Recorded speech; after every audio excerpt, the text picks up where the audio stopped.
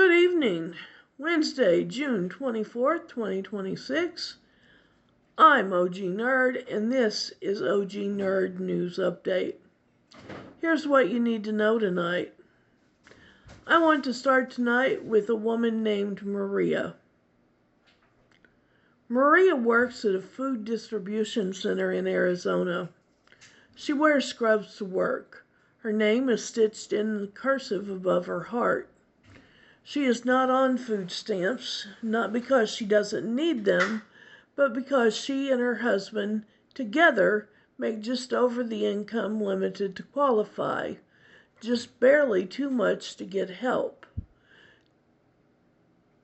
just barely too little to get by. This year has been so hard, she told a journalist, standing in line beside her at a food pantry. Everything is so expensive now. I could use the benefits, but I don't qualify. Maria is one face of this crisis. There are millions more. The journalist standing next to Maria in that line, a writer for The Nation magazine, was herself on SNAP. She had been approved for benefits through the summer of 2026. And then one morning in October 2025, she got a notification on her phone. Her November benefits would not be issued. Although she had been approved, although she qualified, the money simply was not coming. And here's why this matters. What happened to that journalist and to Maria and to millions of Americans just like them is not an accident. It's policy. It has a name.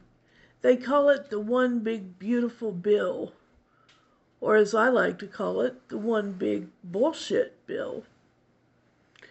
Here are the numbers. Between July 2025, when the One Big Bullshit Bill was signed into law, and March 2026, SNAP participation dropped by more than 4 million people. That's a 10% decline in just 8 months.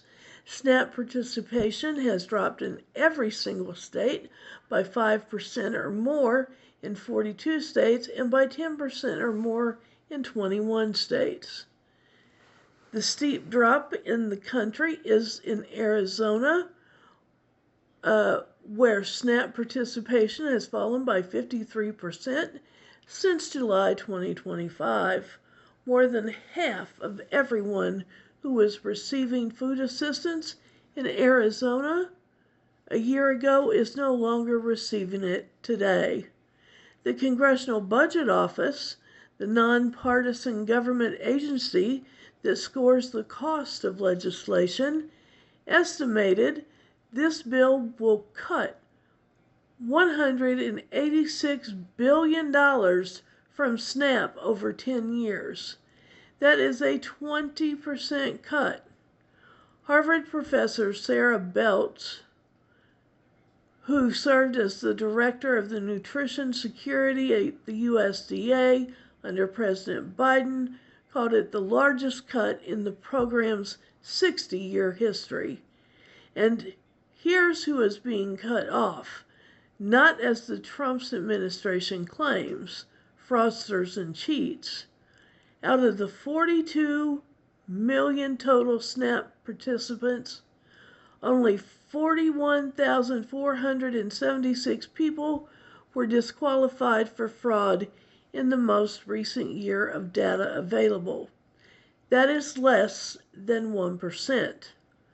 I don't see any evidence supporting the significant reduction in fraud as a driver of what we're seeing, said Caitlin Caspi, an associate professor at the University of Connecticut who studies food insecurity. Who is actually being cut off?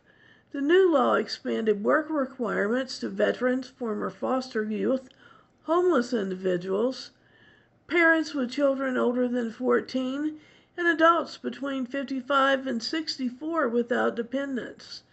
The Congressional Budget Office estimates that approximately 800,000 older adults alone People between 55 and 64 who have work-limiting health conditions and face age-related employment discrimination will be cut off in a typical month because of this single change. Even for those who still technically qualify, the benefits themselves are being quietly reduced. By 2034, the average SNAP benefit will be $228 per month less than it would have been without this law. Right now, in 2026, it is already $15.92 less per month for the average recipient. That may not sound like much, but for someone who is choosing between food and rent, it is everything. California food banks are now serving 6 million people per month, more than at the height of COVID pandemic when they served 4.5 million. We kind of never got back to normal after the pandemic, said the director of California Food Banks. The Federal Reserve Bank of New York has reported a, quote, remarkable increase in food insecurity as people cope with rising costs and the loss of federal aid. Food prices were up 3.1% in 2025 and are expected to increase nearly 3% again in 2026. People are losing food benefits at the exact moment that food costs are more than it ever has been. For our Latino and Spanish-speaking community, this story hits close. 25% of all SNAP recipients are Black, Latino families, are disproportionately represented among low-wage workers who depend on these benefits to survive.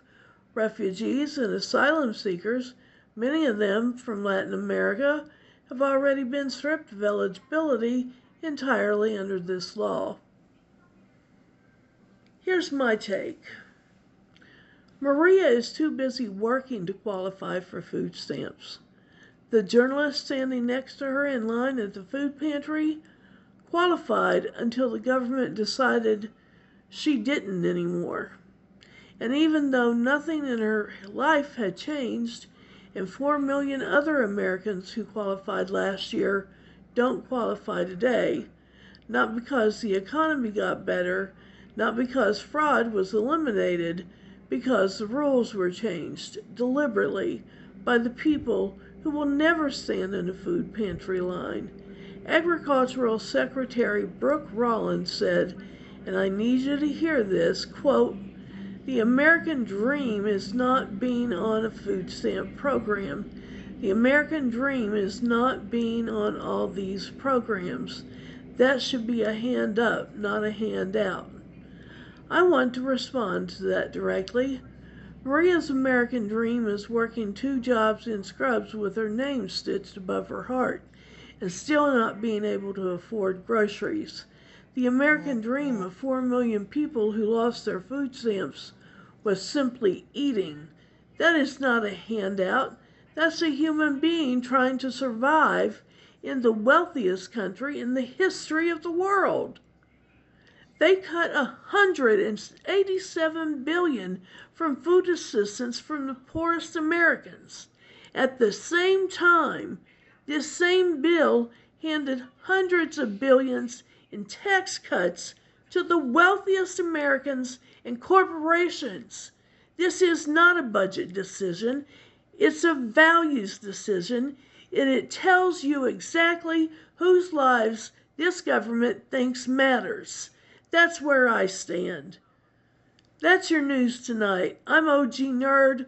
Follow us for daily coverage. Stay informed, stay sharp, but most of all, stay woke. And tonight, think of Maria. I'll see you next time.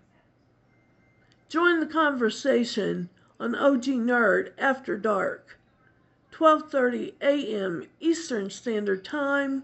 I'll see you there.